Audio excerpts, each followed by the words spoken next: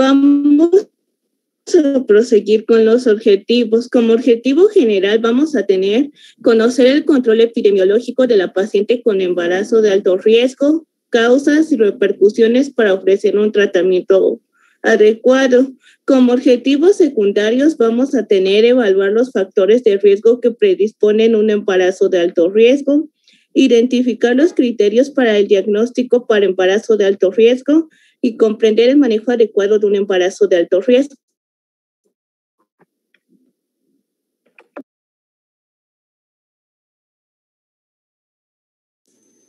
Este es el índice, lo que vamos a estar explicando a lo largo de la exposición: definición, epidemiología, factores de riesgo, clasificación, etiología, diagnóstico y prevención.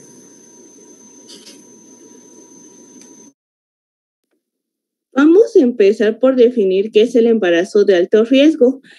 Va a ser aquel en el que se tiene la certeza o la probabilidad de estados patológicos o condiciones anormales concomitantes con la gestación y el parto, que aumentan los riesgos para la salud de la madre o del producto, o bien cuando la madre procede de un medio socioeconómico precario. Esta definición la obtuvimos de la NOM 007 SSA2. Esta es especializada en la atención de la mujer durante el embarazo, parto,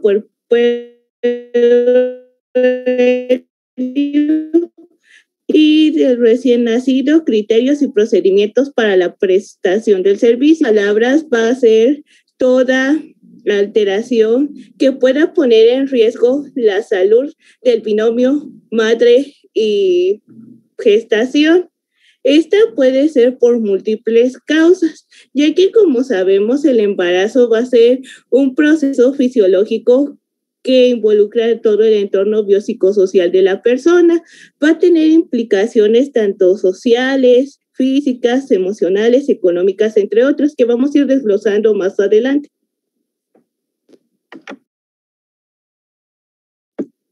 En la epidemiología es importante mencionar que en el mundo es muy frecuente la mortalidad materna. Se estima que en el día mueren en todo el mundo 830 mujeres por complicaciones relacionadas con el embarazo o el parto. También se dice que las muertes maternas frecuentes en los países donde hay bajos ingresos. Esto se va a deber a que no todas las pacientes van a tener salud más cercana, que no tienen el conocimiento necesario para conocer que tienen que acudir a un control prenatal, que muchas veces no pueden tener una alimentación adecuada, lo que se ve reflejando poco a poco a lo largo de la gestación. También es importante mencionar que la mayor parte de las muertes maternas se va a originar en adolescentes menores de 15 años, ya que, como sabemos, adolescente es una problemática que implica muchos factores. Principalmente se destacan que las embarazadas adolescentes no se han acabado de desarrollar ni física ni emocionalmente, lo que durante la gestación puede ocasionar que entre la madre y el feto por obtener la mayor parte de nutrientes.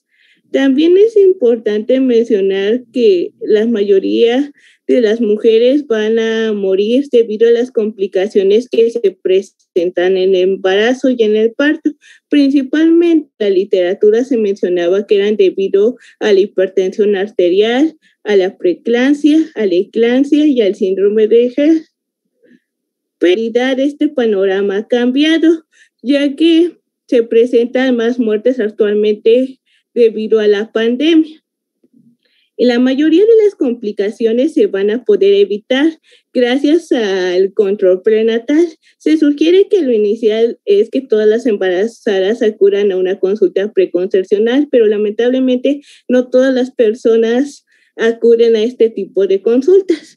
Por otra parte, vamos a ver que en la semana 8 epidemiológica se han obtenido los siguientes resultados. Actualmente se ha incrementado más del 60% de la mortalidad materna. ¿Le das clic, por favor?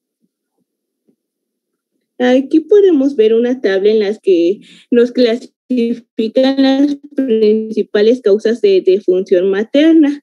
En primer lugar, vamos a tener por la COVID-19 en un caso confirmado, es decir, aquella paciente en la que ya se confirmó el diagnóstico mediante una prueba PCR o una prueba de antígenos acompañada de algunos de los síntomas que todos conocemos. Y el caso probable de la COVID-19, perdón, la segunda causa de defunciones maternas. Aquí es probable en donde va a estar caracterizada porque la paciente ha presentado algunos de los síntomas, tuvo un contacto directo con un caso probable de la COVID-19 y también se presentan en su radiografía, principalmente el signo del vidrio despulido. Por otros, que en el tercer lugar lo está ocupado por el edema, la proteinuria, los trastornos hipertensivos que se presentan durante el parto y el puerperio. Y en el cuarto lugar vamos a tener que se debe a la hemorragia obstétrica o en el posparto. Y por último, en las causas menos frecuentes vamos a tener que se va a deber por tumores principalmente en el útero. La siguiente, por favor. Pónganse en su cámara todos, por favor, excepto la doctora Esther. Es importante mencionar que el Estado de México ocupa el primer lugar a nivel nacional de muertes maternas. En el segundo lugar vamos a tener a la Ciudad de México. Estos principalmente se mencionan en las estadísticas que han ocurrido en hospitales de la Secretaría de Salud. La siguiente, por favor. Los factores de riesgo son muy diversos. Es importante mencionar que van a cambiar conforme a cada estado, ya que va a ser hecha esta lista dependiendo de las características de la población y su entorno biopsicosocial. Principalmente el factor que va a ser muy marcado en toda la literatura es la edad, ya que podemos ir de los dos extremos de la vida, que durante la adolescencia, lo que, como les mencioné, va a ocasionar y se va a desarrollar en el proceso en la que todavía el adolescente está en desarrollo. Por otra parte, lo vamos a tener en el otro extremo, que es para las personas de 35 años en adelante. Aquí se menciona que principalmente se va a deber a que posponen su etapa reproductiva para poder tener en el ámbito laboral, social, académico. Esto las va a volver más propensas a tener más riesgos. Principalmente vamos a tener la presencia de aborto y la pérdida gestacional. En su mayoría se menciona que va a ser por alteraciones cromosómicas, ya que sus óvulos van a envejecer. Por otra parte, también se ven susceptibles a sufrir de diabetes, a tener mayor riesgo de parto prematuro y que el bebé va a tener menor peso gestacional. Por otra parte, vamos a hablar del peso, el cual es un factor muy importante, ya que las personas que tienen un peso bajo van a tener implicaciones para el bebé de un retardo en el crecimiento intrauterino, que el bebé nazca con un peso más bajo para su edad gestacional, que ocurra un parto prematuro, mientras que por la parte del sobrepeso, que va a aumentar el riesgo para que estas mujeres tengan hipertensión y diabetes gestacional. También es importante mencionar la violencia familiar y las enfermedades psiquiátricas, ya que estas en su mayoría se menciona que la paciente se puede encontrar cursando bajo un proceso de depresión o de ansiedad, lo que la va a volver más susceptible para que tenga durante el embarazo, depresión postparto. Y también es importante mencionar los riesgos laborales, ya que el trabajo de muchas mujeres consiste en trabajar con algunas sustancias químicas, con teratógenos, que cada uno de ellos puede generar implicaciones para el desarrollo del bebé, y también porque pasan la mayor parte del tiempo en un estado en el que consiste en estar mayormente paradas o porque consiste en la carga de objetos pesados. La siguiente, por favor.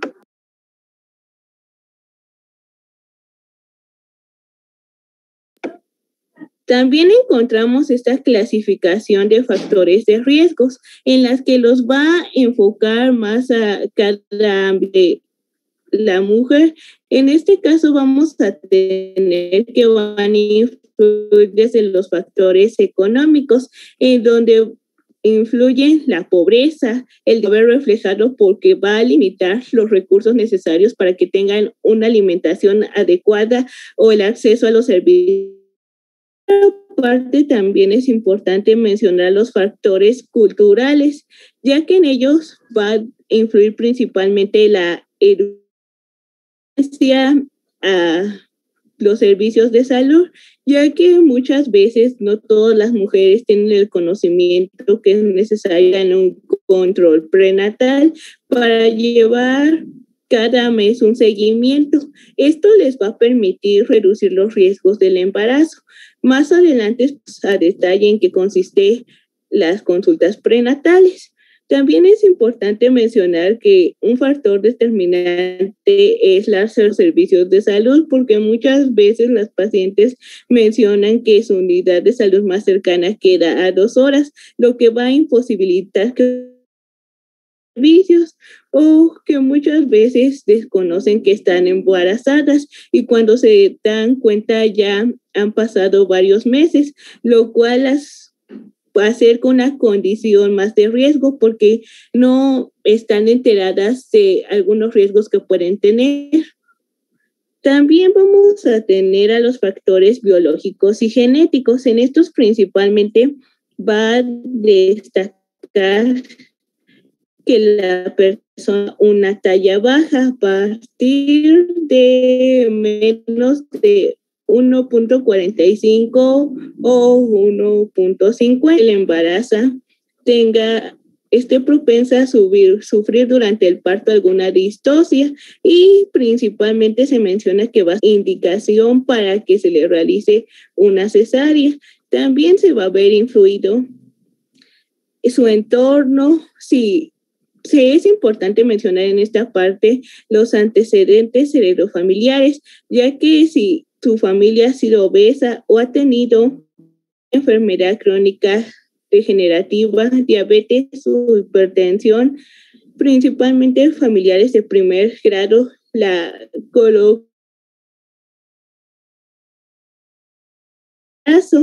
Y también si se han presentado algunas alteraciones genéticas en su familia, algunos síndromes, si se presenta también cardiopatías congénitas, entre otros. Y vamos factores de riesgos reproductivos, los cuales van a ir más enfocados hacia la madre. Poco a poco les iremos desglosando todo en los antecedentes ginecobstétricos. Y también se va a ver influenciado por si la paciente tiene una enfermedad antes de.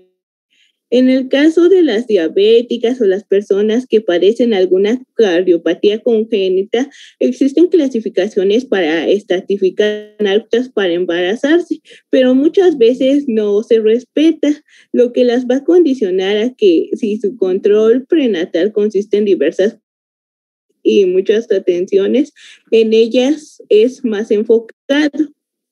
La siguiente, por favor.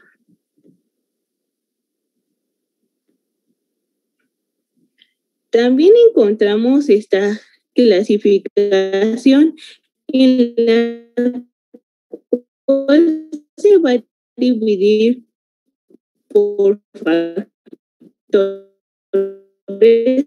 de riesgos lógicos, en el que va a estar dada por la edad, si es primípara precoz, menor de 15 años, o factores socioeconómicos.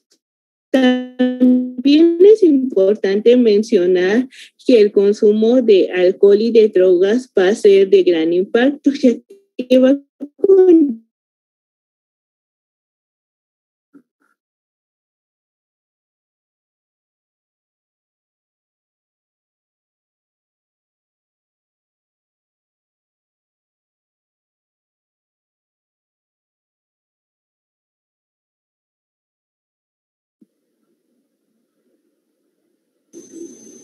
No sé si soy el único, pero ya no la escucho a la compañera. Es que creo que la sacó. Por internet. Bueno, entonces continúo.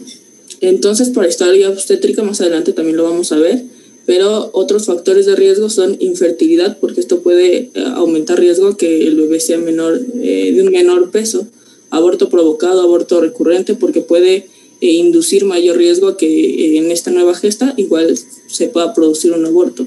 Muerte perinatal, hijos previos con malformaciones, hijos previos prematuros o de bajo riesgo. Esto es importante verlo en la cita preconcepcional, porque también va a ser un factor de riesgo que nos va a indicar si el hijo que se está gestando ahora tiene más predisposición a tener malformaciones. Nutricionales, la desnutrición materna y la obesidad materna. Una desnutrición materna, más adelante también lo vamos a ver, bueno, pues nos va a ser un factor importante porque nos va a indicar si el bebé tiene faltas en alguna de las vitaminas o nutrientes necesarios, y también va a ocasionar un mayor riesgo, a lo mismo que la obesidad materna.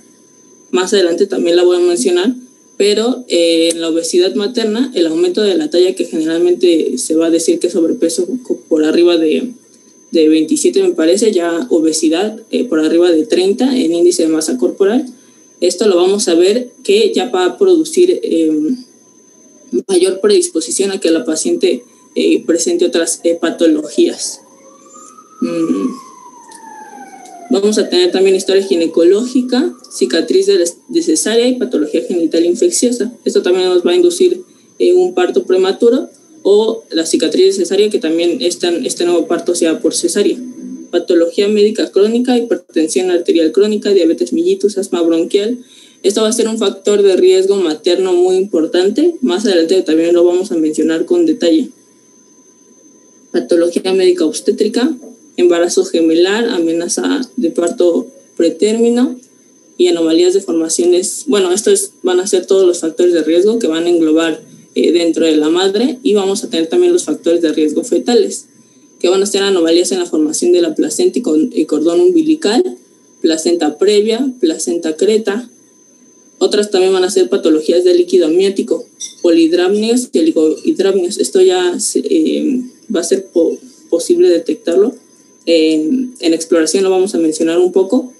En la altura uterina, en la medición de la altura uterina va a poder ser también sospechado. Por eso también es muy importante las consultas prenatales. Otros marcadores fetales va a ser la translucidencia nucal aumentada, que va a ser uno de los factores que también vamos a ver durante la ultrasonografía. Es eso, también tabique nasal, y me parece que hay otro, pero justo ahora no lo recuerdo. Marcadores débiles, pelectasia, quistes del plexo coroideo, foco hiperecogénico, miocárdico, entre otras. Patologías de crecimiento, restricción del crecimiento, también lo vamos a ver junto con el aumento o la medición de la altura uterina. Síndromes malformativos, entre otros. No sé si ya entró otra vez Mirel.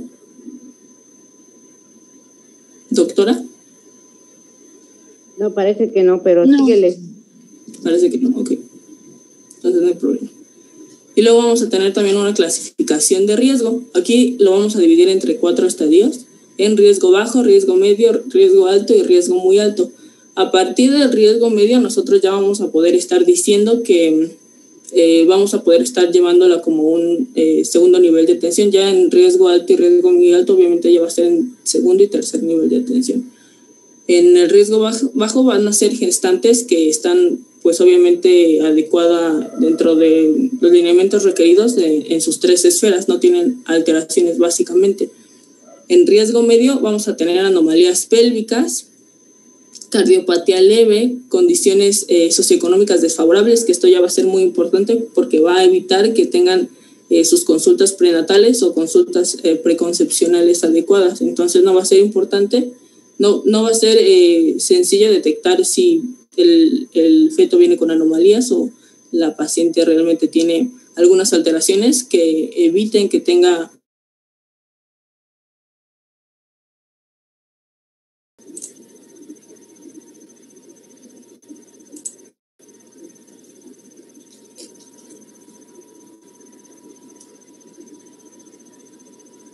¿Ya están todos dentro de la clase o esperamos a que entren unos compañeros?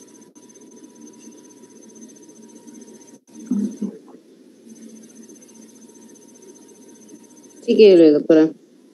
Ok, me parece que... Una disculpa, doctora, ya regresé. Sí, mire, estoy en riesgo medio, en embarazo no deseado. A ver, termina esa diapositiva tú y luego tu compañera que continúe. Ok. Bueno, entonces, como les mencionaba, esos, no sé hasta dónde dejé de escucharme, pero bueno, las condiciones socioeconómicas también van a orientarnos a que las alteraciones no van a ser encontradas a tiempo. Entonces, eso también nos va a ocasionar un mayor riesgo en el embarazo.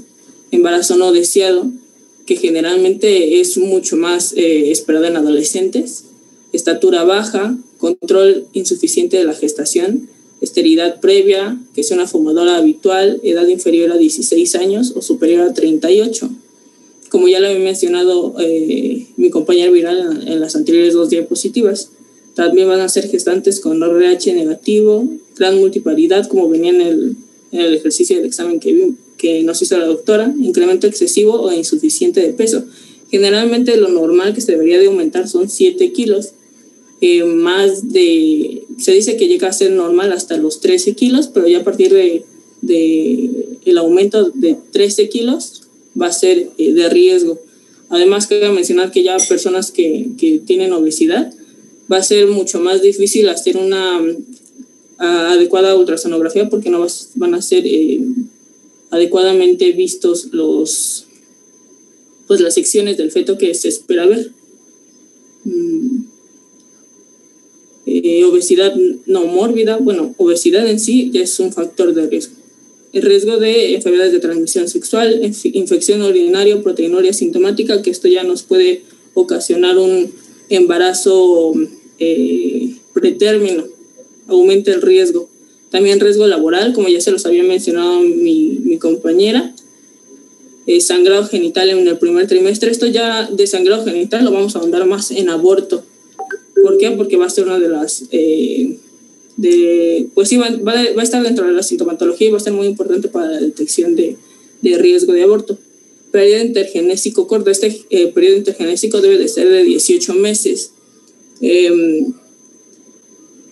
Si es menor, el riesgo va a aumentar, y si es mayor, pues va a ser mucho mejor para el embarazo.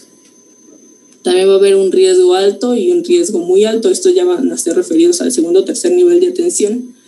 Dentro de esto ya va a ser mucho más guiado a anomalías que tenga la madre, que puedan complicar aún más el embarazo: anemia grave, cardiopatía moderada, cirugía uterina previa, diabetes gestacional. Incluso la diabetes por sí misma ya es un factor de riesgo. Si a la diabetes le agregas el embarazo gemelar, endocrinopatía, obesidad mórbida. No es tanto que sea obesidad mórbida, sino cualquier tipo de obesidad, ya sea el primer, segundo, tercer grado. Incluso la obesidad ya aumenta el riesgo.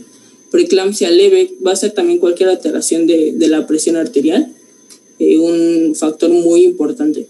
Infección materna, hepatitis B, sífilis, herpes tipo 2, citomegalovirus, rubiola, toxoplasmosis.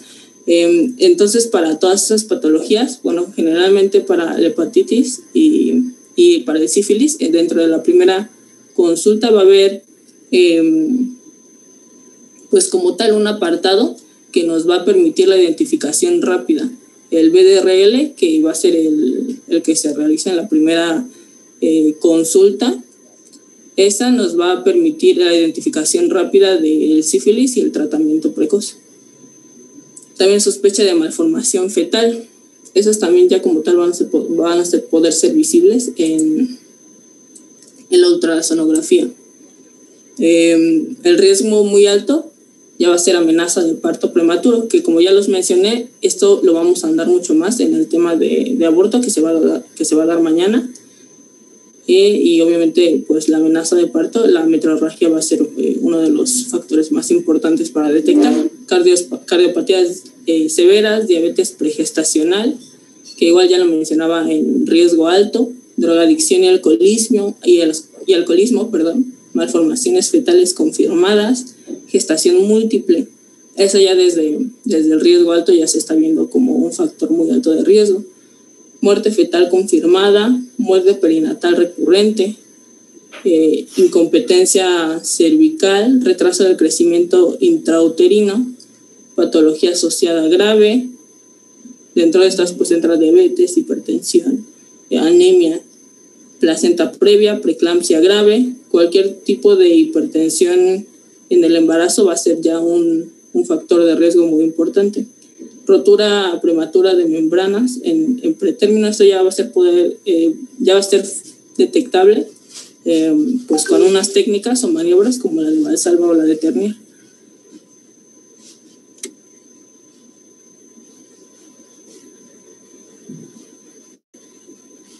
También encontramos una clasificación en la que se estratifica riesgo de parto asociado a patología materna. Hay riesgo tanto para la madre como para el feto. En el caso de la diabetes, vamos a tener que en la madre se puede presentar traumatismo obstétrico, que tenga complicaciones debido a alteraciones en su glucosa. En el caso del feto, vamos a tener que formaciones, que sea un producto macrosómico que presente hipófisis cerebrovascular y la eclampsia, ya que si no funciona el primer tratamiento para la hipertensión arterial y para la diabetes, que radican en los hábitos de alimentación, dieta, ejercicio, es necesario que se vaya utilizando otras medidas. Al igual que se le va a sugerir a la paciente que tiene que tener un estilo de vida tranquila. En el caso, se puede presentar el sufrimiento fetal agudo. También puede ocurrir la presencia de cardiopatía. En el caso de la madre va a ir estratificada. Lo ideal es que las personas que se encuentren con cardiopatía congénita en la clasificación 1 de la OMS son las personas que aparentemente tienen una vida normal y no tienen tanto riesgos, a diferencia de una persona con pronóstico, aunque lo ideal es que todas las embarazadas que presenten alguna cardiopatía congénita no se embaraquen,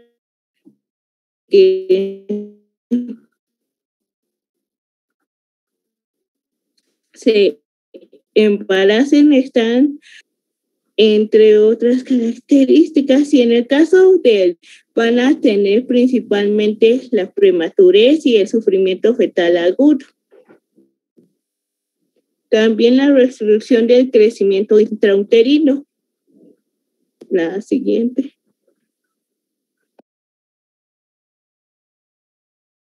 Encontramos también riesgos durante el embarazo. Lo tomamos de la CONAMER.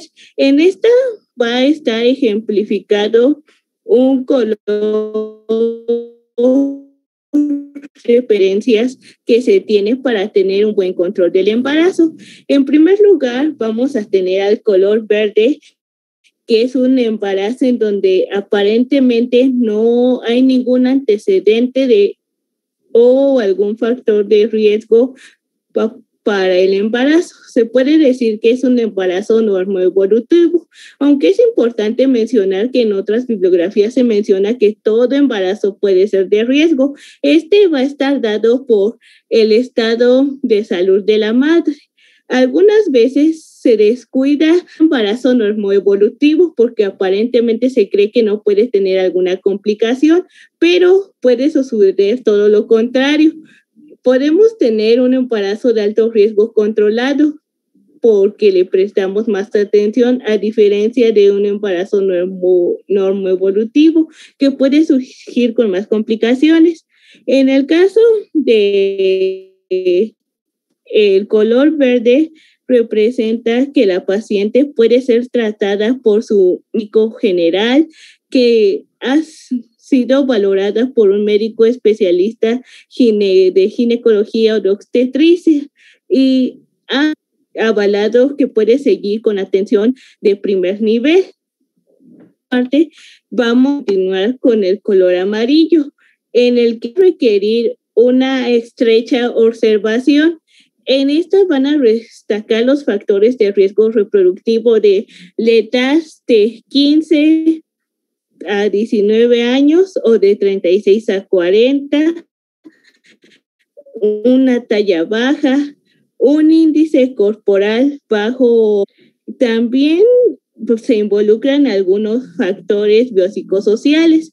En este caso, si la embarazada es soltera, separada, viuda, el nivel de educación, el nivel socioeconómico, la distancia a su unidad de salud más cercana, en este caso que sea mayor a 2 horas, cómo acertó el embarazo. Es importante mencionar que siempre se le debe preguntar a la paciente si el embarazo fue deseado o no, ya que nos va a permitir entender algunos factores de riesgo y va a marcar el interés que va a generar en la paciente por seguir su control prenatal.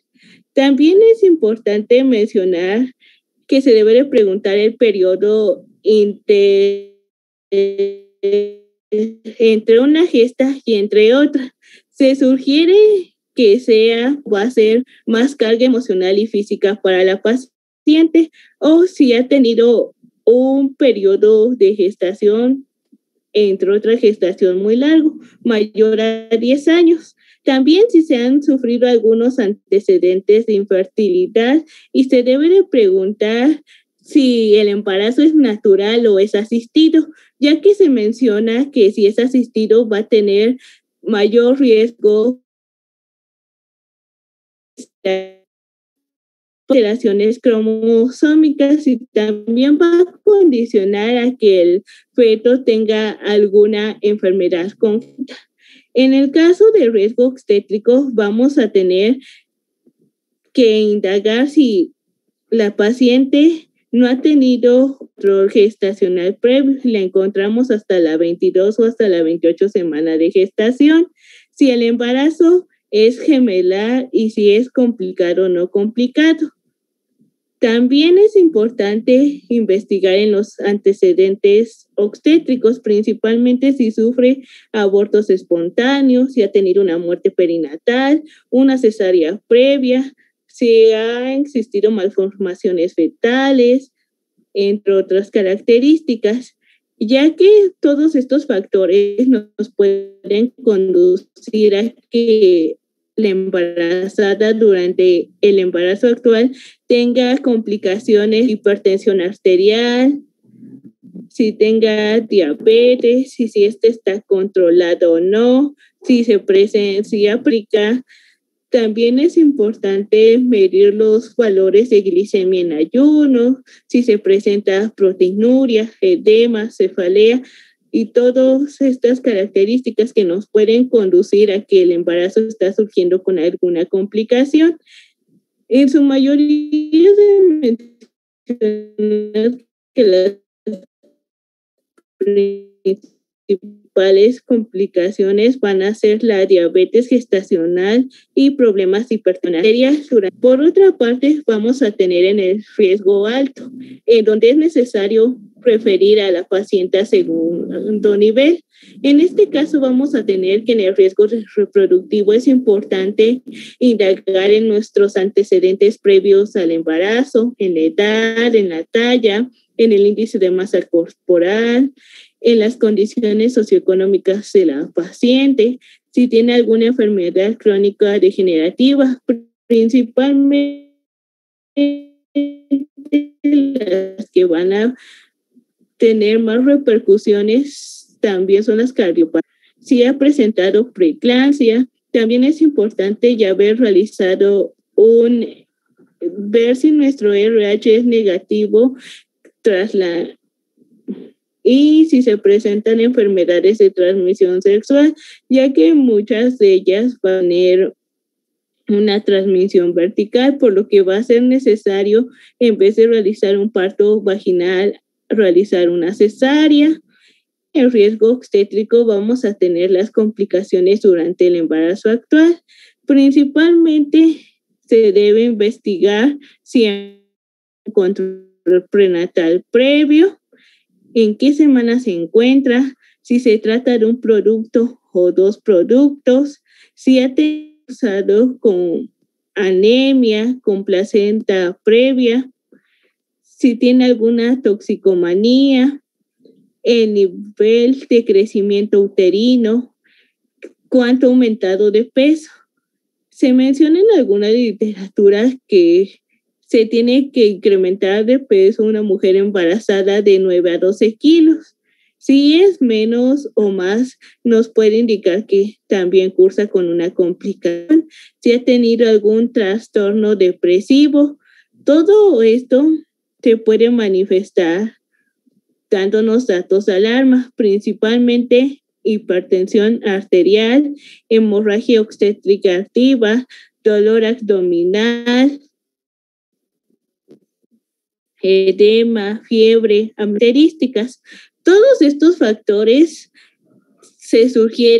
nos van a permitir identificar el riesgo perinatal. Lo ideal es que todo esto sea identificado a través de una consulta preconcepcional, pero se menciona que la mayoría de las personas no acuden a este tipo de servicios. Es más frecuente que las personas que han llevado varios intentos sin lograr un embarazo son las únicas que acuden a una consulta preconcepcional.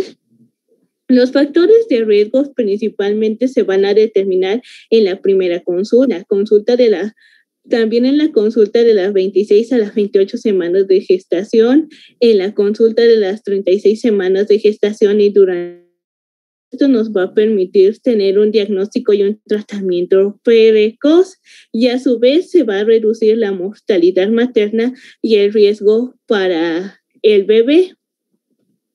También estos factores nos van a orientar hacia el tipo de atención en la que se puede realizar el parto, ya que si tiene muchas complicaciones, lo ideal es que se busque un hospital de segundo o tercer nivel en el que se cuente con los requisitos para poder ofrecer la atención necesaria en caso de sufrir complicaciones durante el parto para la madre o para el feto. Y también nos van a permitir determinar si el embarazo, después de llegar a su término con el recién nacido, es necesario que se den cuidados especiales.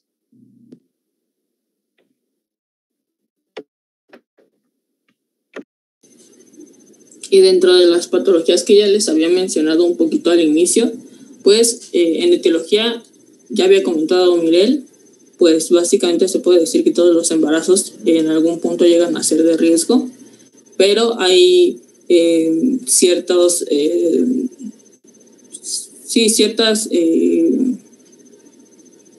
pues condiciones que pueden ocasionar que el riesgo se aumente. Entre ellas van a ser estas que yo traje aquí, que dentro de bacterias vamos a tener estreptococo del grupo B, E. coli, listeria y Mycoplasma pneumoniae.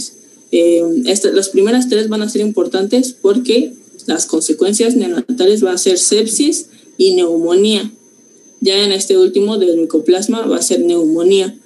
En clamidia, esta bacteria lo que va a ocasionar va a ser conjuntivitis y también neumonía. En sífilis va a ser sífilis congénita. Esta ya se los había mencionado en la primera consulta prenatal.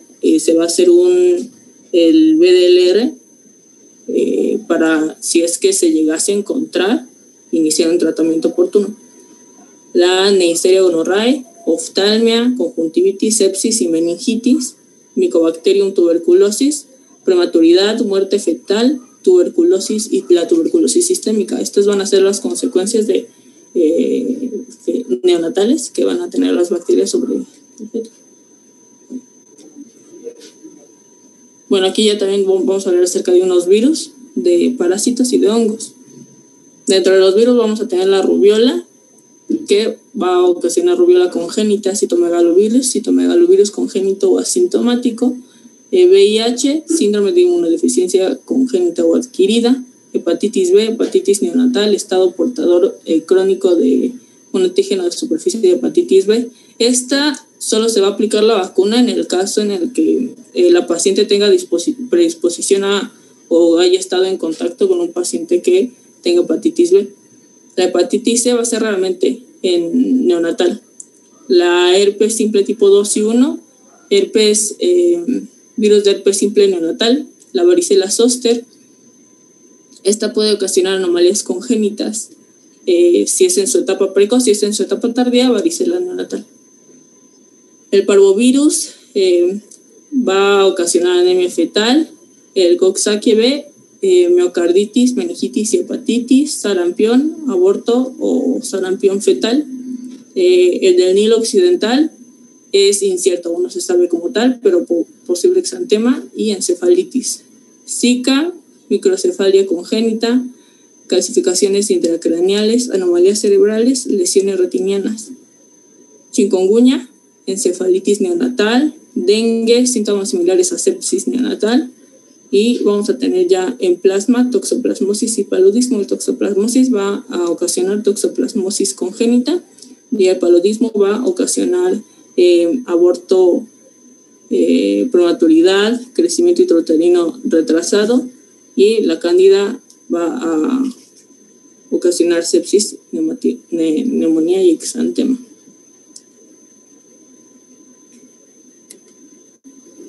¿Por qué van a ser importantes saber todas estas patologías? Bueno, porque pues, nos va a permitir hacer una intervención adecuada. Vamos a tener también la visita preconcepcional. Esta, como ya lo hemos estado mencionando un poco, pues idealmente debe de ser tomada 3 meses antes de intentar un embarazo, pero generalmente no se toma. ¿Por qué? Porque pues las pacientes vienen generalmente al hospital para hacer el diagnóstico de embarazo, no para pues venir a poner todo en orden para estar en embarazo. Entonces, generalmente cuando ya vienen las pacientes va a ser cuando pues ya están embarazadas y ya están en su primer trimestre, generalmente de las 8 a las 20 semanas de gestación aproximadamente. Incluso han llegado personas que ya tienen 5 meses, entonces ya se perdieron controles y va a aumentar el riesgo para el embarazo. Entonces, bueno, ¿cuál es el objetivo de acudir 3 meses antes de intentar el embarazo? Bueno, pues va a ser para otorgar educación a la salud, autocuidado, valoración del estado de salud, reducir factores de riesgo, lograr peso ideal y prescripción de ácido fólico. Aquí, pues ya los habíamos mencionado, pero se recomienda un periodo intergenésico de 2 a 5 años para espaciar embarazos, para reducir los riesgos. Ya un periodo intergenésico menor a 18 meses, menor a 18 meses ya va a ser muy de riesgo.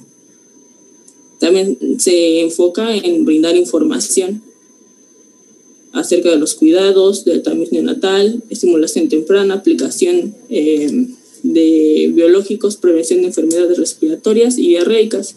Entonces, en la evaluación de riesgos, nosotros vamos a preguntarle a la paciente si planea tener más hijos y cuánto tiempo planea esperar hasta que quede embarazada. Esto nos va a ayudar a que podamos desarrollar un plan para lograr estos objetivos.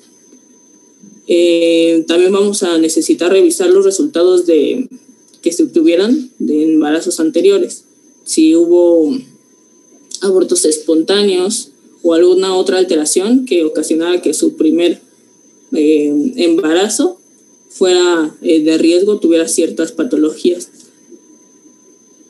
También debemos de preguntarle sobre antecedentes médicos como cardiopatía reumática, tromboembolismo, también enfermedades autoinmunes que podrían afectar un embarazo futuro. Detectar también afecciones en curso como hipertensión y diabetes. Esas van a ser una de las patologías más importantes. También debemos de revisar el curso actual de medicamentos, evitar que los medicamentos que tienen categoría X y evitar a toda costa esos, porque van a ser teratógenos, y los que ya entran dentro de la categoría D, pues deberíamos de estar evitándolos. Estos fármacos se los voy a poner en otra diapositiva. También debemos de revisar este uso de medicamentos, el uso de hierbas o de tratamientos herbales que no vaya a alterar también el curso. Debemos de detectar también infecciones periodontales, urogenitales y de transmisión sexual. Analizar infecciones por TOC, me refiero a toxoplasmosis, rubiola, citomegalovirus, herpes. Por eso va a ser muy importante también esta consulta.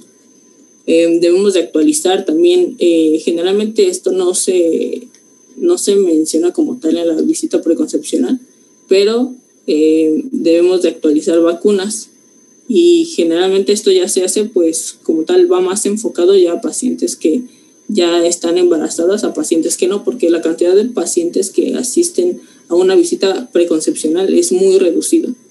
Debemos de también evaluar el riesgo dentro de esta visita, los trastornos que puede estar ocasionándolo, ya todas las alteraciones que mencionamos, y evaluar pues riesgos también antropométricos, índice de masa corporal, bioquímicos como anemia, y clínicos y también dietéticos. Debemos de también preguntar sobre el consumo de tabaco, alcohol, drogas, y hacer más preguntas para analizar si el uso que está dando esas sustancias es un abuso de estas sustancias. Entonces, esta visita preconcepcional, pues en general va a otorgar educación a la paciente para que ponga todo de acuerdo antes del embarazo. Y bueno, nutrientes y suplementos que nosotros podríamos estar dando, va a ser vitamina E, vitamina C, D, A, ácido fólico y calcio. Esto ya va a ser más en las consultas prenatales antes que en las preconcepcionales, generalmente. Y bueno, estas van a ser indicadas para también ayudar al curso del embarazo y evitar también algunos riesgos. Entonces aquí yo tengo ya algunos de los medicamentos contraindicados. Los que están en la parte inferior derecha son los teratógenos que no le debemos de dar a la paciente: inhibidores de la ceca, metrotexate, andrógenos, cumana y retinoides. Dentro de los que también va a estar un poco en discusión, que no deberíamos de dar, pero si son necesarios, pues no tenemos otras opciones, como los anticonvulsivantes. Una persona que tenga epilepsia, pues no se le van a poder retirar como de tajo porque va a tener estas alteraciones más marcadas. Como ven, pues son básicamente la mayoría de todos los anticonvulsivantes.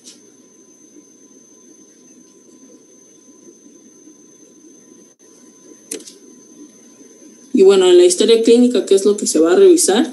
En el interrogatorio va a ser ficha de identificación. Edad que no sea menor a los 16 años o mayor a los 35, 37 años. Condición social, lo que va a predisponer a el trato que va a tener a lo largo del embarazo. Condición educativa.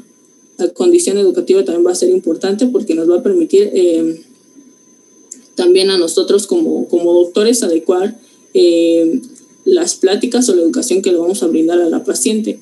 Antecedentes heredofamiliares, diabetes, hipertensión arterial, cáncer de mama, cáncer de ovario, cualquier tipo de cáncer y cualquier enfermedad, va a ser importante mencionarla en estas consultas. Cualquier enfermedad que hayan tenido familiares. Antecedentes personales no patológicos, hábitos alimenticios, higiene y vivienda. En vivienda vamos a tener por si están la casa hecha con materiales que puedan ser teratógenos. En higiene, porque esta va a poder producir e incrementar el riesgo si es que la paciente llegase a tener infección de vías urinarias, que esto podría ocasionar que pues se tenga un trabajo de parto pretérmino. Hábitos alimenticios como tal, esto puede ocasionar desnutrición. Podemos ver a pacientes cursando o una gestante con desnutrición o una gestante obesa, que esto también nos va a condicionar pues la toma de medidas mucho más significativas. Me refiero a que, por ejemplo, en la visita preconcepcional, si llega una mujer con sobrepeso u obesidad, dentro de hábitos alimenticios va a ser el cambio de dieta y nos vamos a enfocar a la pérdida de peso para que tenga o el bienestar durante su gesta sea mucho mejor. En antecedentes personales patológicos, cirugías, consumo de fármacos que no sean teratógenos o que entren dentro de la categoría de alergias, inmunizaciones, toxicomanías, hipertensión arterial, diabetes, infecciones en vías urinarias. En antecedentes ginecológicos, pubarca, menarca, telarca, para averiguar, nosotros darnos cuenta de la normalidad que ella estaba manejando en sus periodos menstruales. La vida sexual, si es de riesgo, número de parejas sexuales, si tiene predisposición a padecer algunas anomalías como sífilis, métodos anticonceptivos utilizados como el DIU, que esto también pues podría aumentar el riesgo, porque generalmente, yo he escuchado muchos casos en donde vienen personas embarazadas que tienen el DIU, entonces pues sí, esto podría condicionar mayores riesgos durante el embarazo e infecciones. En antecedentes obstétricos vamos a tener una historia detallada de partos previos. Esto va a ser muy importante: el número de partos, fecha y lugar de parto, complicaciones, edad gestacional, datos del recién nacido, Apgar, salud. Esto nos va a permitir ver, como ya lo mencionaba, la normalidad que ella manejaba en sus anteriores partos.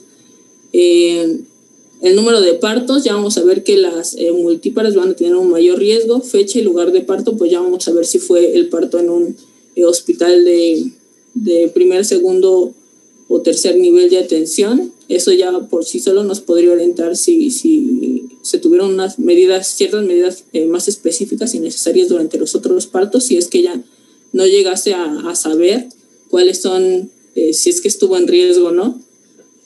También complicaciones que se tuvieron durante el parto, que podrían también predisponer a que sean encontradas también en un segundo parto. Edad gestacional, datos del recién nacido, Apgar, salud actual. También vamos a tener la historia detallada de abortos previos, número de abortos, fecha y lugar en el que sucedió, si fue espontáneo o inducido, necesidades del grado uterino y las complicaciones.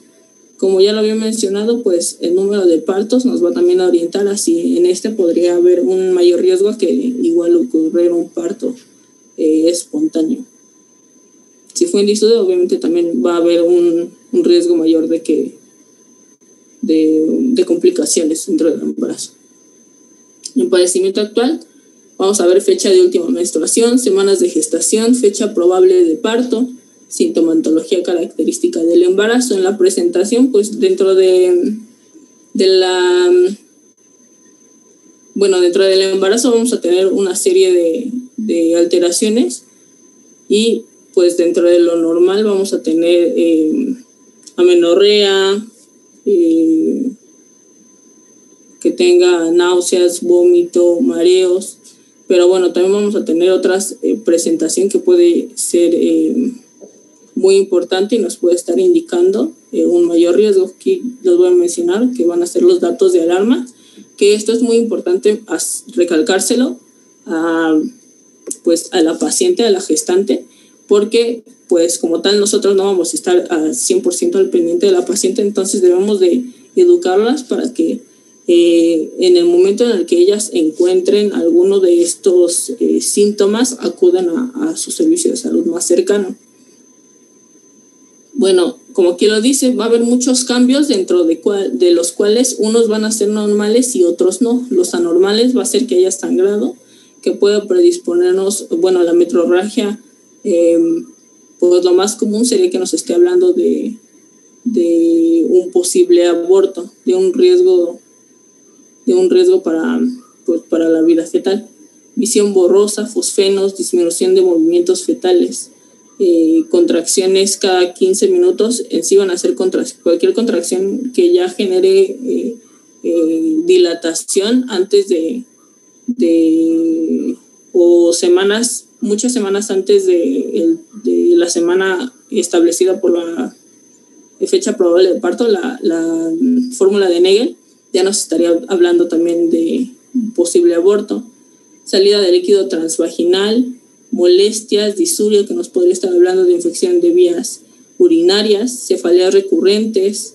Estas van a ser muy importantes mencionarlas porque las pacientes pueden pasar o pueden cursar con alguna adenoma hipofisiaria, entonces también nos va a ocasionar alteraciones que generalmente van a ser cefaleas muy frecuentes, acúfenos, tinnitus, hinchazón, edema en tobillos, en cara y en manos. Va a haber también, estos no van a ser los únicos, van a ver también otros datos de alarma, que va a ser la que va a ser la epigastralgia, que va a ser dolor en epigastrio. Esto ya nos podría, es un dato que nosotros vamos a poder encontrar dentro del cuadro clínico del síndrome de HELLP. Síncope, pérdida momentánea del conocimiento, náuseas y vómitos. Ya si estos van a ser persistentes e incoercibles, nos referimos a que no van a ser disminuidos con nada. Aquí vamos a tener pues la hiperemesis gravídica, convulsiones. Nos estaría también hablando de eclampsia, de sospecha, restricción del crecimiento, pues ya estaría asociado a mayor morbilidad y mortalidad perinatal. Bueno, en exploración y segmentos vamos a tener que hacer un adecuado control prenatal, las pruebas diagnósticas que ya les había hecho para detectar VIH, el VDRL para la sífilis, hacer un ultrasonograma para detectar estructuras fetales, orocultivo, grupo sanguíneo, entre otras. También va a ser importante ver peso, estatura, índice de masa corporal. Eso va a ser importante en cada consulta, hábitos alimenticios, medir fondo uterino, movimientos fetales, y durante algunas consultas también se va a tomar en cuenta presión arterial y glucosa, porque esto ya nos podría estar condicionando, bueno, si es que encontramos estos datos elevados, alguna alteración de la tensión arterial que ya podría desencadenarse por preeclampsia, eclampsia o síndrome de HELLP. Bueno, no, síndrome de HELLP ya no. Y la glucosa, que ya podría estar hablando de diabetes gestacional y auscultación de frecuencia cardíaca fetal. Entonces, ya aquí les puse una imagen para ver la manera correcta en la que se debe de medir el fondo uterino. Unos segundos. Contar con una cinta métrica, y es muy importante localizar dónde está el fondo. Para esto vamos a palpar el abdomen de la mamá y vamos a ir encontrando hasta donde hace una pequeña. Y la otra referencia va a ser el hueso de la síntesis del pubis.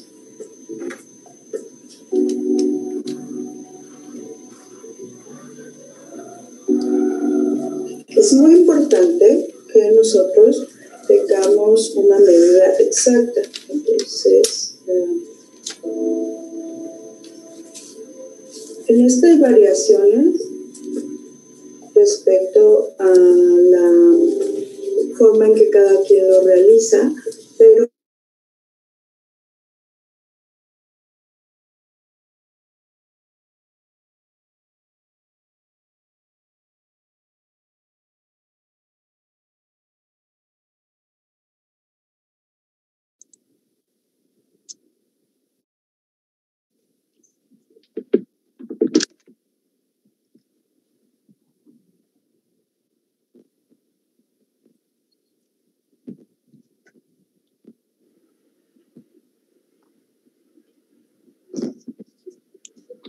Robert, continúa, por favor. No sé si terminaron de ver el video. O ya no lo reproduzco. Sí, bueno.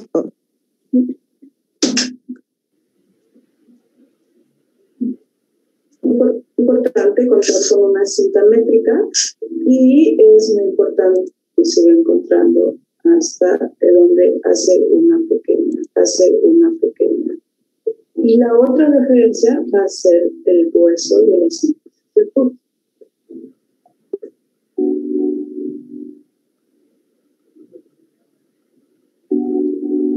Es muy importante que nosotros tengamos una medida exacta. Entonces,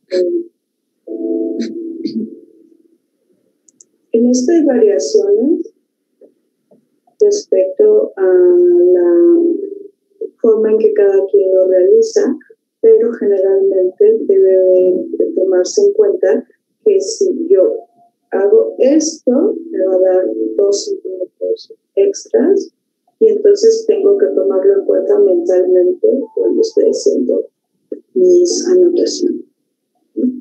Generalmente se corresponden a 2 centímetros por cada mes de embarazo o a 1 centímetro por cada semana de embarazo.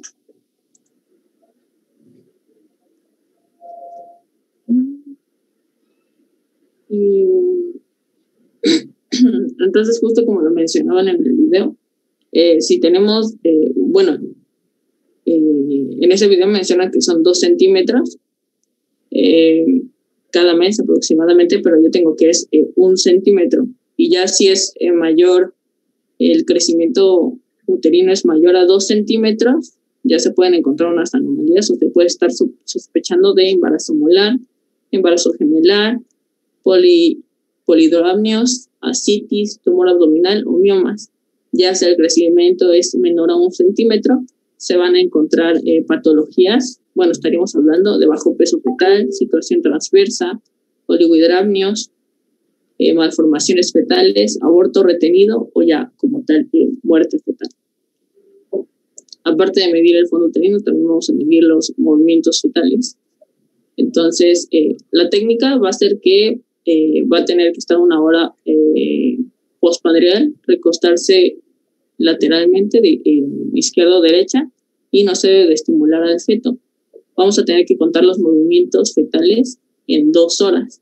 Y pues ya si esta prueba es positiva o se encuentra alterada, en la observación de 2 horas el bebé se mueve menos de 10 veces, ya podremos estar hablando de una alteración en el embarazo.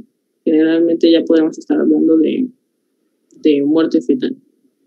Una prueba negativa es que dentro de las 2 horas el bebé se mueva 10 veces o más. Y la prueba es negativa. Si esta prueba es negativa, es sugerente de bienestar fetal. Ya que vamos a tener las pruebas de laboratorio que se van a estar haciendo en cada control. Y vamos a tener que en la primera visita va a ser importante realizar biometría hemática, grupo sanguíneo IRH, glucosa, ego, urocultivo, papanicolao, exudado vaginal, BDRL, prueba rápida de VIH. Estas pruebas deben de ser tomadas en el primer control, que va a ser menos antes de la semana 14 de gestación. En la segunda visita vamos a tener la determinación de proteinuria por tira reactiva en orina, que va a ser de esta tomada generalmente de la semana 14 a la 24. La tercera visita vamos a tener la determinación de proteinuria por tira reactiva en orina, biometría hemática, curva de tolerancia de la glucosa de la semana 24 a la 28. Y la cuarta visita, que va a ser la determinación de la proteína por tira reactiva en orina. La quinta visita va a ser determinación de proteinuria por tira reactiva en orina. Aquí yo abarqué nada más hasta la semana 5, hasta el control número 5, pero se dice que estos 5 controles van a ser generalmente llevados a cabo en un embarazo normal. En un embarazo ya con riesgo van a ser aproximadamente 8 controles mínimos los que se deben de estar tomando en cuenta. Bueno, en el examen general de orina ¿Para qué nos va a servir? Para ver la proteinuria, que va a ser útil para enfermedades renales previas, para orientar acerca de diagnósticos de preeclampsia con compromiso renal. La glucosuria va a ser útil para orientar el diagnóstico de diabetes o descontrol metabólico. En caso de infecciones del tracto urinario, vamos a tener ya síntomas como poliaquiuria, ardor miccional, tenesmo, dolor en la región vesicouretral, escalofríos y fiebre, en caso ya de que sea una bacteriuria significativa. La ultrasonografía. Bueno, aquí las generalidades va a ser de que el primero que se debe de tomar va a ser a la 5ª semana de gestación. Bueno, a partir de la 5ª semana de gestación. Sirve para detectar estructuras fetales y a partir de la semana 5 de gestación ya se puede valorar el latido cardíaco, que generalmente no se utiliza, pero pues como dato. El primer signo ecocardiográfico detectable es el saco gestacional. En objetivos va a ser el diagnóstico de embarazo, amenaza de aborto, enfermedad trofoblástica, tumoraciones asociadas a la gestación, diagnóstico de gestación múltiple y en las consultas. La primera va a ser de la semana 11 a la 13 de gestación, la segunda va a ser a la 12 de la 18 y la tercera va a ser de la semana 29 a la 36. En el primero nosotros lo más importante va a ser descartar aneuploidias. Si no hay latido, pues ya podemos hablar de un huevo retenido o un embarazo embriónico. Y en este caso, si el paciente ya lleva una prueba de HCG, nos va a indicar a qué semana pues, fue el fallecimiento. La mejor vía va a ser la endovaginal. En la segunda ultrasonografía vamos a ver estructura y detectar si hubo una restricción del crecimiento intrauterino. Y la tercera va a ser para ver vitalidad, edad gestacional, número de fetos que se están gestando. Generalmente nada más se toman 2, pero también en embarazos de alto riesgo se van a llegar a tomar 3. Lo que nosotros vamos a querer observar en la ultrasonografía va a ser el hueso nasal. Vamos a ver sus características, si está aplanado o no, la translucencia nucal, que ya lo habíamos mencionado en las primeras diapositivas, que ya vamos a tener que ver el diámetro específico en esa semana, y el ductus venoso, que va a ser el flujo que va a correr, y esto nos puede predecir de riesgo de preeclampsia.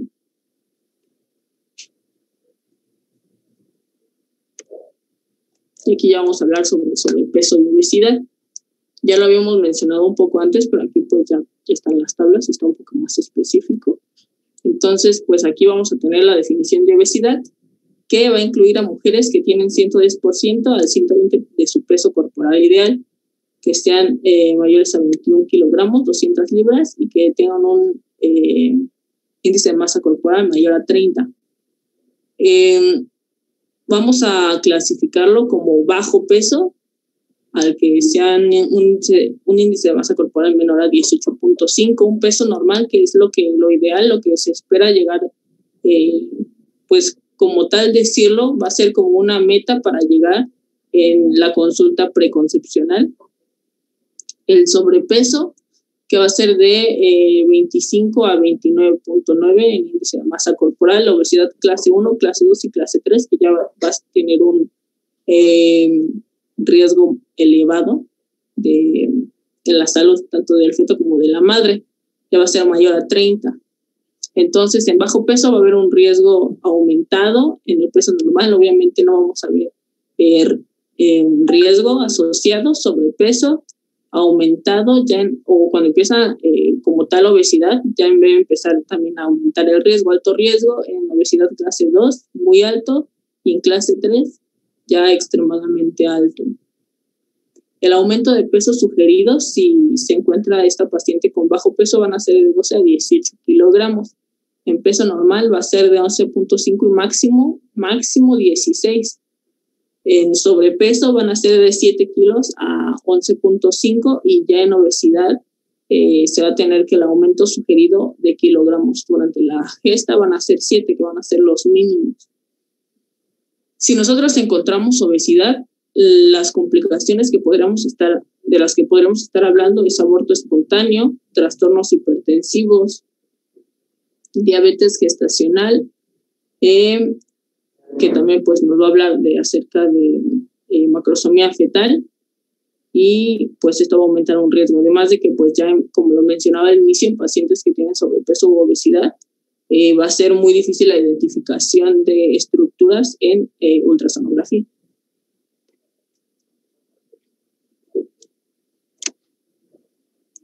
En desnutrición y bajo peso, pues vamos a ver que la desnutrición preconcepcional va a producir una disminución del peso fetal de 400 a 600 gramos.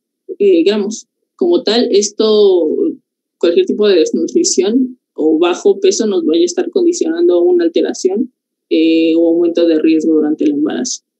Entonces vamos a tener, como ya lo he mencionado, ya algunas vitaminas que nosotros utilizamos para darle suplementos por ejemplo, el ácido fólico se debe de dar desde 3 meses antes, pero generalmente, pues como no asisten a consulta preconcepcional, ya se dan pues estos suplementos ya se van a dar a partir de la primera consulta, que va a ser aproximadamente mínimo en la 5ª semana de gestación, cuando ya se hace un diagnóstico del embarazo. Y esto nos va a hablar acerca de su deficiencia, nos va a estar hablando acerca de anemia megaloblásica, pero generalmente ya en fetos, en fetos nos va a estar hablando de algunas anomalías, como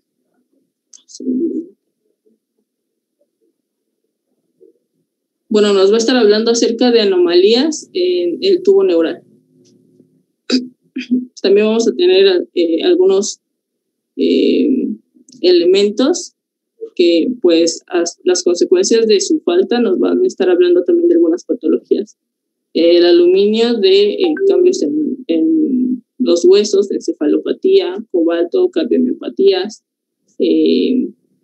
daño hepático, pero esto generalmente ya nos va a estar hablando no como tal de las patologías que puedan sufrir el feto, sino acerca de las patologías que puede estar sufriendo la madre, con las cuales podría estar cursando. Pero como tal, toda aquella patología que esté cursando la gestante va a afectar de cierta manera en el embarazo que ella esté teniendo. No solo va a ser por la simple patología, sino por también el tratamiento que se tenga que llevar a cabo, si es que se llegan a utilizar fármacos que sean teratógenos o que se encuentren en el nivel D, que ya podrían estar asociados a un aumento del riesgo dentro del embarazo. Y ya vamos a tener aquí factores de riesgo asociados a mayor probabilidad de preeclampsia. Estos, como tal, puse los principales, que va a ser la preeclampsia y me parece que puse otra patología aparte de obesidad y desnutrición. Y bueno, ¿por qué los puse? Porque van a ser una de las más importantes que vamos a tener que identificar. Entonces vamos a tener los riesgos, que va a ser gesta múltiple, condiciones subyacentes, ya sea hipertensión arterial previa, nefropatía existente, diabetes 1 o 2, síndrome de anticuerpos antifosfolípidos, preeclampsia en embarazo previo, edad mayor a 40 años y índice de masa corporal mayor a 35 kilogramos sobre metro cuadrado. En los factores de riesgo asociados a menor probabilidad vamos a tener que sea su primer embarazo, que tenga un periodo intergenésico largo, antecedentes de preeclampsia en madre o hermana, y que tenga un inicio de embarazo de entre 60 y 89 milímetros de mercurio en su tensión arterial. Como tal, ya para saber si esta paciente ya tiene riesgo elevado o no, vamos a ver que con uno o más de los primeros factores que les mencioné, ya vamos a tener que derivar a un ginecobstetra. Vamos a tener también factores de riesgo asociados a mayor probabilidad de parto pretérmino. Estos van a ser antecedentes sociodemográficos, que sea soltera, una escolaridad baja, que tenga menos de 16 años. Aquí puse 12, pero con que sea menor de edad, ya nos puede estar ocasionando también más riesgo que suceda parto pretérmino o que sea una gestante añosa mayor de 35 años, antecedentes de colonización o procedimientos de decisión electroquirúrgica, productos periodos después del primer trimestre, antecedentes de parto pretérmino, miomectomía, cérvix dilatado e irritabilidad uterina. También va a ser la activación de la hipotálamo hipófisis adrenal, que ya sea estrés materno, retraso en crecimiento intrauterino, consumo de cocaína, marihuana, benzodiazepinas y tabaco, inflamación, que tenga vaginosis bacteriana con antecedentes de parto pretérmino, que también pues tenga alguna de las alteraciones que ya les había mencionado al inicio, enfermedades de transmisión sexual, pielonefritis, infecciones de vías urinarias, enfermedades periodontales, infecciones sistémicas, enfermedades febriles, hemorragia residual, como ya le había mencionado a mi compañera, violencia intrafamiliar, una cirugía abdominal durante el embarazo, traumatismo, sangrado transvaginal después de la 12ª semana de gestación. Como ya lo habíamos mencionado, puede haber algunas alteraciones que, por ejemplo, yo he leído en algunos artículos que también es poco común, pero sí se llega a encontrar, por ejemplo, una apendicitis durante un embarazo, entonces ya se debe de intervenir quirúrgicamente.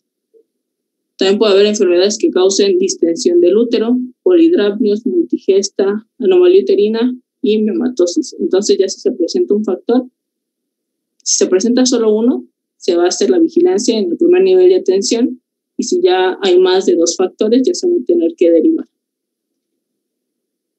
Y ya eso sería todo. No sé si tengan alguna duda o si quieran aportar algo.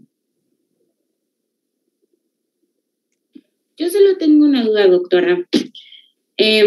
Cuando tenemos eclampsia, no se pueden dar anticonvulsionantes, ¿no? ¿Cómo te llamas? ¿Y quién eres? Herrera Morales, Diana Saraí. Ajá, ¿qué pasó? Cuando tenemos eclampsia en el embarazo, se mandan anticonvulsionantes, pero serían teratógenos. Entonces, ¿qué tratamiento se le mandaría? A ver, primero, ¿qué es la eclampsia? Es cuando sufre episodios convulsivos durante el embarazo. ¿A partir de qué semana? Hoy de la semana...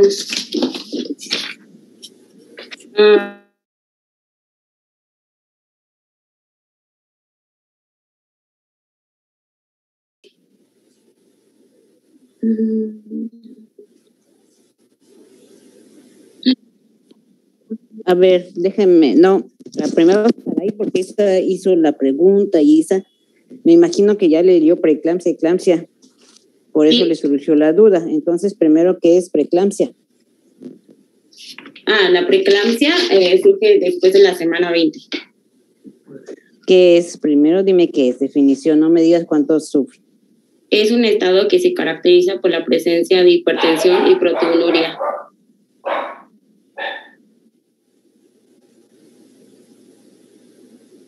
Dime bien la definición para que todos nos la sepamos.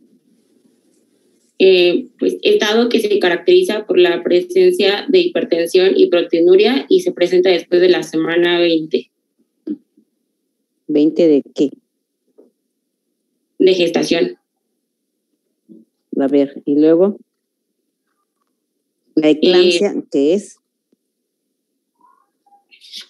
Es un estado que se caracteriza por convulsiones o coma que no se explican con otras causas en el embarazo. Ajá. Y entonces, ¿por qué me dices que es teratogénico y me hablas de la eclampsia? No, mi pregunta fue que en la eclampsia se mandan anticonvulsionantes, pero se menciona que los anticonvulsionantes pueden ser teratógenos. Entonces, ¿qué tratamiento se le podría mandar? Es que como se veían las tablas, todos los anticonvulsivantes pertenecían al grado como D, que ya va a proporcionar un mayor grado de riesgo, pero como tal, pues no se pueden quitar porque va a ocasionar convulsiones en la gestante y va a ocasionar que se aumente el riesgo en en el embarazo. Entonces se debe de seguir el tratamiento, pero hasta debe de ya derivar a un segundo o tercer nivel de atención, en donde pues ya las medidas o la vigilancia ya va a ser mucho mayor. Pero como tal, no se puede dejar sin tratamiento. Generalmente en una paciente que tiene eclampsia, damos sulfato de magnesio y DFH para evitar las convulsiones, ¿sí? Y como dijo la doctora, ¿cuál era el único medicamento que estaba contraindicado al 100% en el embarazo? Ahí lo puso en su lista.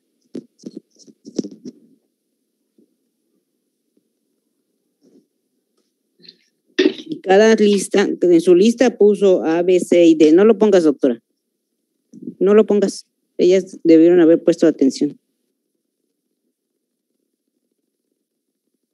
Ahí decía cuál era el único que estaba contraindicado. Los demás tenían una clasificación de acuerdo a la FDA del riesgo en el embarazo. ¿La quinina? ¿Quién habló? Romero Vilchis, Daniel. ¿Sí? Entonces, para que pongan atención, ya después de que lo encontró el doctor, ya ahora sí anda diciendo. ¿Sí? Entonces, ese es el tratamiento que se les da en la eclampsia. Aquí se ve el riesgo-beneficio y lo más importante en este caso sería la madre, si tiene 20 semanas, porque el bebé no es viable. ¿Sí? Gracias, doctora. ¿Alguna otra duda que tengan? Yo tengo una. Soy Martínez López Carla. Solamente sobre el rango de edad en los extremos de la vida. Lo que pasa que yo había leído que en una clasificación sobre las madres que son adolescentes, que se divide en 3 fases, que es temprana de los 10 a los 13 años, mediana de los 14 a los 16 y tardía de los 17 a los 19. Pero entonces, ¿cuál sería pues el rango estándar para determinar que es un embarazo de alto riesgo adolescente? ¿El que sea menor de edad, a los 18 o a los 15 o hasta los 19? A los 18 años no es menor de edad. A ver, Bárbara, ¿qué rango de edad les mencionaste?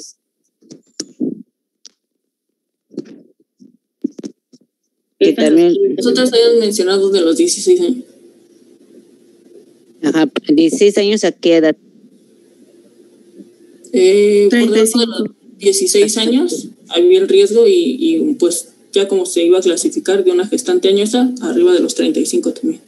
Así es, sí, pero bueno, esas gráficas se hicieron antes de que las niñas se empezaran a embarazar a los 12 años. Pero lo que está en la literatura es de los 15 a los 35 años, los extremos de la vida.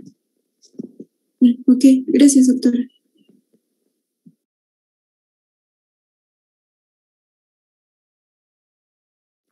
¿Alguna otra pregunta que tengan?